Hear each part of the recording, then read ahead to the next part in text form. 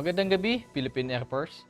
Alamin natin ang magiging lagay at taya ng panahon ngayong araw ng Huwebes, 09 April 2026. Para sa ating synaptic situation, patuloy na nakakapekto ang ridge of high pressure dito sa Northern at Central Luzon. Habang ang tropical depression sa labas ng ating bansa ay huling namataan kaninang alas 3 ng hapon na may layong 2,835 east of northeastern Mindanao. Ito ay may hangin na 55 km per hour at may pagbugso na 70 km per hour.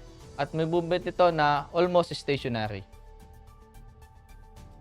At para naman sa ating general area forecast, sa Luzon, Visayas, at Mindanao ay makakaranas ng bahagyang maulap hanggang sa maulap na kalangitan na may pulo-pulong pag-ulan, pagkulog at pagkidlat.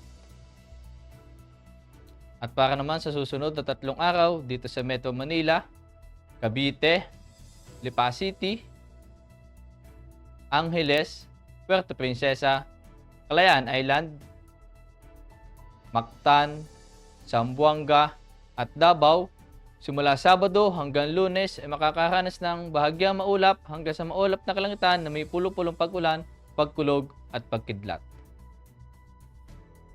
Ang araw ay lulubog mamayang 18:09 at sisikat bukas ng 05:46. At para naman sa moon illumination, meron tayong 56% decreasing.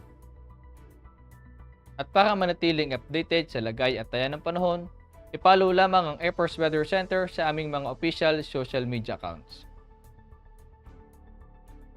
Sa ngalan ng aming commanding officer na si Colonel Alvin John Cugador, PAP GAC, ako si A2C Ever C. Amazona, your weather broadcaster ng Air Force Weather Center. Muli, magandang gabi, Philippine Air Force.